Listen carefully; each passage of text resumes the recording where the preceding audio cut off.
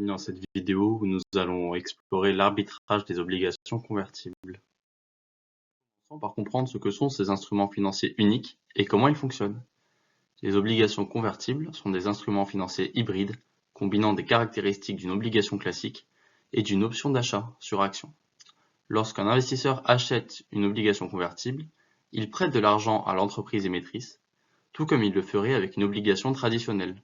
La différence clé réside dans l'option intégrée, qui permet à l'investisseur de convertir cette obligation en un nombre prédéterminé d'actions de l'entreprise, généralement à des moments spécifiques pendant la durée de vie de l'obligation.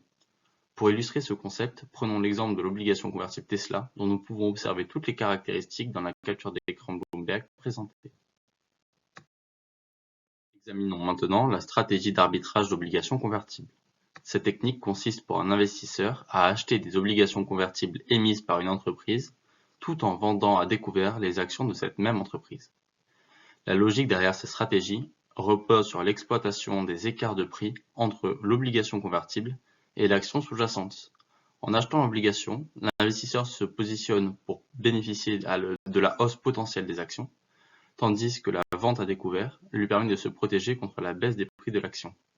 Cette stratégie vise à tirer profit des inefficacités de prix sur les marchés financiers, tout en limitant les risques associés aux fluctuations des actions.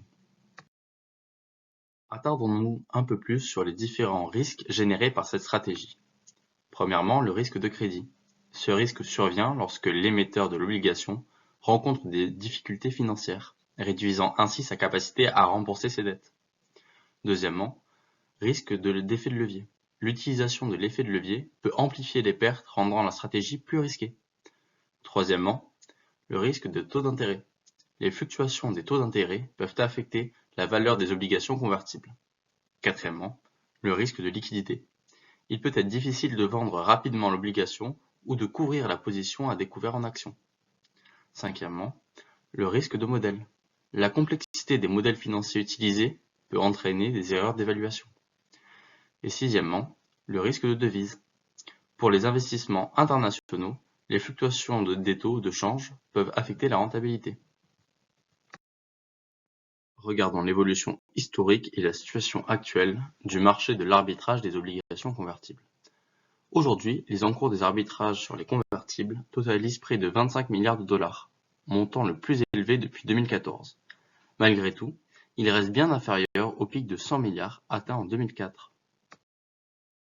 Examinons maintenant les performances de l'indice des convertibles.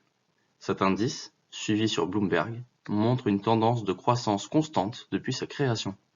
Il a atteint un pic significatif en 2021, illustrant la forte performance du marché des obligations convertibles durant cette période.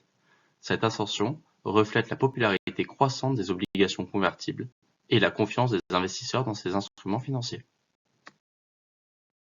Enfin, nous allons comparer les performances de l'indice des convertibles avec celles du S&P 500. Les analyses montrent que, selon les périodes, l'indice des obligations convertibles peut surperformer ou sous-performer par rapport au S&P 500.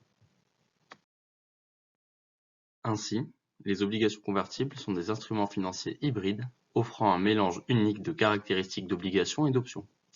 La stratégie d'arbitrage d'obligations convertibles, bien que lucrative, comporte des risques divers, tels que le risque de crédit, d'effet de levier, de taux d'intérêt, de liquidité, de modèle et de devise. Historiquement, le marché des obligations convertibles a connu des fluctuations, avec des encours atteignant des sommets et des creux notables. Les performances de l'indice des convertibles ont montré une croissance, surperformant parfois le S&P 500. Merci de votre attention.